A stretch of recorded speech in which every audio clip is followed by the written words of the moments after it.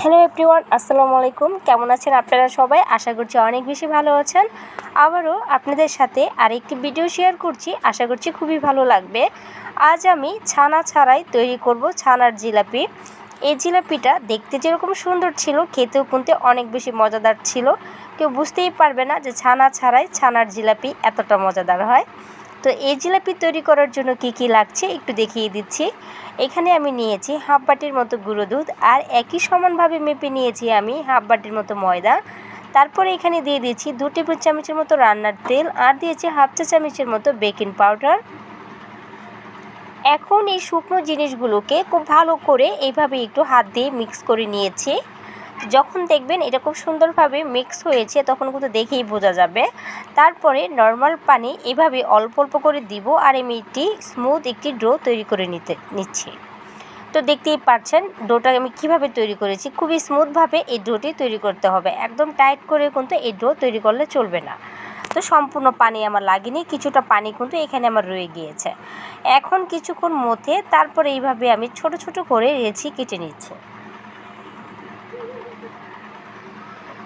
তো এইভাবেই সম্পূর্ণ লেচি আমি কেটে নিয়েছি। দেখতেই পাচ্ছেন আমার এখান থেকে কিন্তু অনেকগুলো জিলাপি তৈরি হয়ে যাবে। একটা লেচি আমি এভাবে বুটের উপরে নিয়ে নিচ্ছি, তারপরে এইভাবে হাতের সাহায্যে এটাকে একটু লম্বা করে নিচ্ছি। এই জিলাপিটা একদমই সহজ, যে কেউ দেখলেই পারবে। তো দেখতেই পাচ্ছেন কিভাবে করছি। একটি সাইড এইভাবে এনে তারপরে পরের যে অংশটি ছিল এটা দিয়ে এইভাবে আমি একটু পেঁচিয়ে কভার করে দিয়েছি। বাস তৈরি হয়ে গেল আমাদের জিলাপি। পিছনের যে সাইডটা আছে এটা কিন্তু নিচের দিয়ে খুব ভালো করে সিল করে দিতে হবে, আর নাহলে কিন্তু এগুলো ভাজার সময় খুলে যেতে পারে। একই প্রসেসে আমি প্রত্যেকটি জিলাপি তৈরি করে নিচ্ছি। দেখতেই পাচ্ছেন ঠিক প্রথম সাইডটা এভাবে দিব, তারপরের যে অংশটা আছে এভাবে নিয়ে নিচে দিয়ে খুব ভালো করে সিল করে দিব। এই তো এইভাবে এক এক করে সম্পূর্ণ জিলাপি তৈরি করে নিয়েছি। এখন আমি চুলায় চলে যাচ্ছি। আগে থেকে একটি প্যানে আমি তেল গরম করতে দিয়েছিলাম। এই তেলটা খুব বেশি গরম করা যাবে না, আপনি হাত দিয়ে ধরতে পারছেন ঠিক এরকম তাপমাত্রায় রেখে কিন্তু এই জিলাপিগুলো দিয়ে দিতে হবে। এক এক করে সম্পূর্ণ জিলাপি তেলের উপর দিয়ে দিয়েছি। এখন চুলাটাকে রোদে রেখে আমি এগুলোকে একটু ভেজে নিব। এই পর্যায়ে কিন্তু চুলা বাড়াতে যাবেন না, তাহলে কিন্তু ভিতরে কাঁচা থেকে থাকতে পারে, উপরে কালার চলে আসবে কিন্তু ভিতরটা কিন্তু খুব সুন্দর করে হতে যাবে না। এর জন্যই একটু ধৈর্য সহকারে কিন্তু এগুলোকে একটু সময় নিয়ে ভাজতে হবে। যখনই একটি সাইড হয়ে যাবে তখনই এগুলোকে উল্টিয়ে দিচ্ছি। যেহেতু এখানে অর্ধেক দুধ দেওয়া আর অর্ধেক হচ্ছে ময়দা, চুলার তাপটা যে বাড়ানো থাকে কিন্তু এগুলো খুব সঙ্গে সঙ্গে পুড়ে যাবে, খুব সুন্দর করে কিন্তু এগুলো ভাজতে পারবেন না। এর জন্যই চুলাটাকে কমিয়ে রেখে কিন্তু এগুলোকে একটু সময় নিয়ে ভাজতে হবে। তো এইভাবেই আমি এগুলোকে উলট পালট করে ভেজে নেব যতক্ষণ পর্যন্ত না এটার কালার খুব সুন্দরভাবে চেঞ্জ হয়ে যাচ্ছে।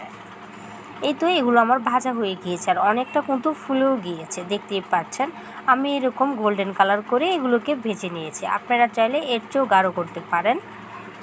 তো এইভাবেই সম্পূর্ণ জিলাপি তেল থেকে উঠিয়ে নিচ্ছি।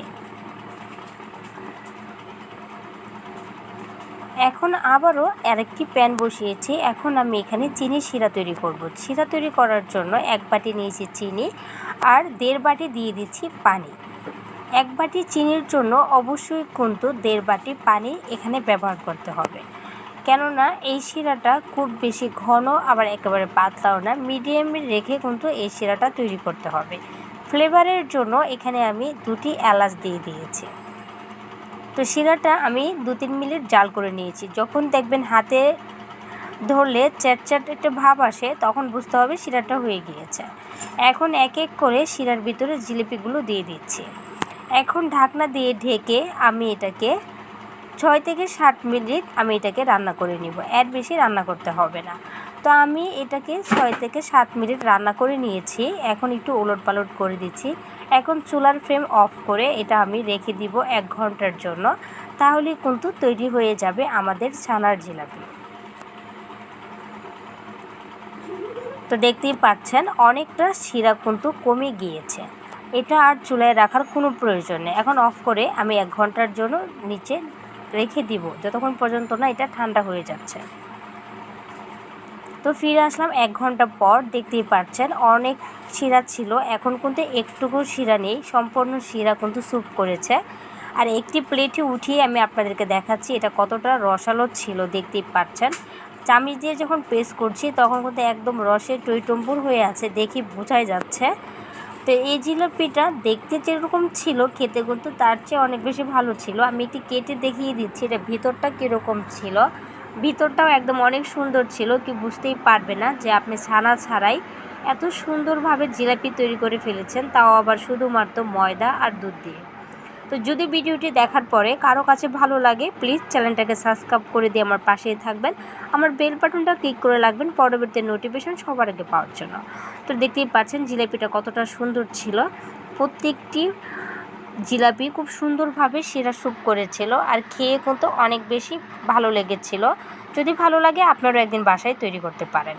তো কার কাছে কীরকম লেগেছে অবশ্যই আমাকে কমেন্টে লিখে জানাবেন। আজকের ভিডিওটি ছিল এই পর্যন্তই। সবাই অনেক বেশি ভালো থাকবেন, সুস্থ থাকবেন। দেখা হচ্ছে নতুন আরও একটি ভিডিওতে। আল্লাহ হাফেজ।